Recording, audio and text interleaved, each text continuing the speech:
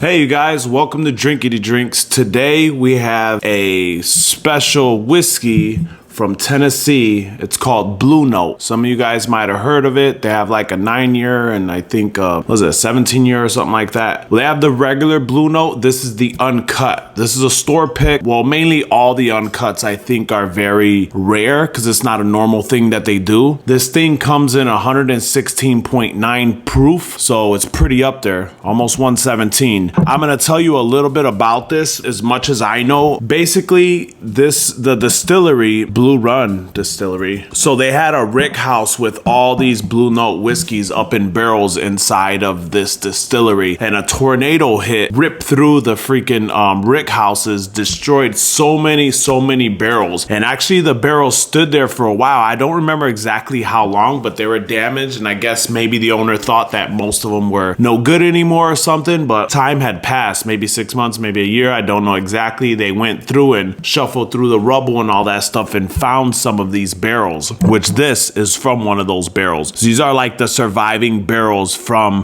the Blue Note distillery, and they sent them out as uncut instead of getting rid of them or something like that, and they're unfiltered and straight out the freaking barrel the way they were. So this is what you would have found if they never would have picked up the rubble and you were passing by there. You could have got yourself a barrel of this stuff right here. I liked it. I tried it at this distillery not far from my house, and as you can see, I've been working on it and I liked it there. It was a great price. I think I paid like $34 or no more than $35, and for the tastes that you get out of it, because it's high proof, it definitely was worth it for me.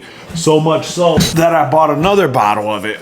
Same thing, same pick from the same store. So let's open this thing up. I have it open already. Yeah, so I want to give it a try and then try this new drink I've yet to try, but it seems very interesting. Yeah, very strong caramel notes. Cherry, I want to say, dark fruits, maybe some honey in it. Yeah, I guess some spices too, but it's mainly like cherries and caramel. So let's give this thing a taste. I haven't had it in a while. Actually, it's been like maybe 2 months. Wow, it's so good. It's sweet. It's freaking, you do get a little bit of spices, and the flavor kind of hangs in there with you. The spices hang in there, but you get sweetness right up front. You get that caramel, vanilla, a little bit of cherry, and some heat too. Definitely, it burns, like, not burns, but warm, like almost instantly warming you up because of the high proof or whatever. Yeah, this is freaking good. I was trying to see if I could find out how long they were in the barrels, but it doesn't say. I'm sure you could search it online and find the story, see the pictures of the disaster that had happened. I liked it. I did try the regular one. I wasn't as impressed as this one. This one was just like great. Then for $35, this is like a really good bourbon for $35. The other thing, they have aged ones. Like I said, I do want to give the aged ones a try if I run into one. Like I said, I think I might have seen like a 17-year one and like a 9-year one. I haven't seen it in a store. I seen them like online. People had them or whatever. But I like this so much, I wouldn't mind trying an aged one. Maybe one that's a little more smoother, because I'm not gonna say this is super smooth. There's spiky notes in it, so it like got punches. Like, it's definitely gonna punch you with flavor. This stuff is good and packs hell of a heat, like I said. So I'm gonna make this drink that I had found. It's called Water for Elephants Rye Swizzle, whatever the heck that is. I'm not gonna use a rye. You do use like high strength bourbon, which is why I'm using this thing. It says 1 to 2 ounces, so we use 1.5 ounces. Should be good. 1.5 ounces of some strong rye or bourbon, whatever you got, because it asks for cask strength. Now, this is why I was interested in it. It requires a whole lime in it. I love lime, so I was for that recipe. I'm like, man, it's pretty cool, because the only other drink I've had with bourbon that involves a lime is a mule, which I love mules. I love Kentucky mules, Moscow mules, like anything with a freaking lime. Then it calls to 3 to 4 dashes of bitters. I'll put 3 because I think that's quite a bit, but I don't want to go 4 and overdo it.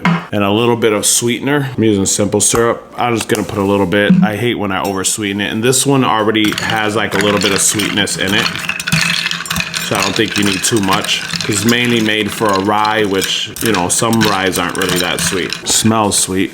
Smells limey.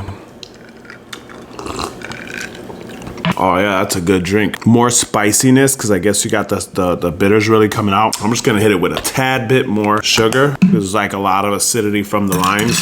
I like it and all, but I think a little bit more sugar is gonna help blend it all and really marry that stuff together and make it a balanced drink.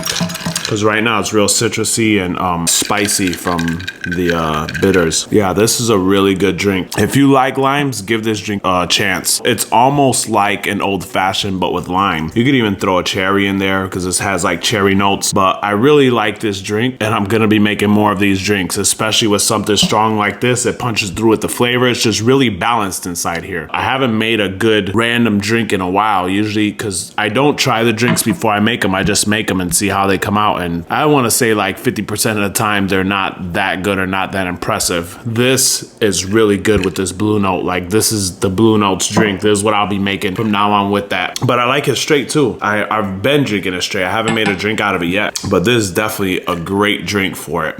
A great drink. So let me taste this a little bit more and see if we get a score for this. I already know it's really good, and then like the price and all that. You get barrel too. Now I guess from the citrus, I am getting the char oakness of the barrel. Really spicy though. I'm gonna say for the price and all that, taking accountability, taking into account, and the flavors it gives you, the smells. Now it's not balanced, like I said, it's not well-rounded. There's spikes in it, but it's a great drink. If you see this somewhere, because there's a lot of them floating around, you know, everybody bought up those barrels. Give it a try, especially like I said, it's under 40 bucks. I think I paid $32 to $35 for it. I'm gonna give this a score of 7.1. I wanted to go 7.2, but I think I'm gonna go 7.1. Man, that's good though. 7.1.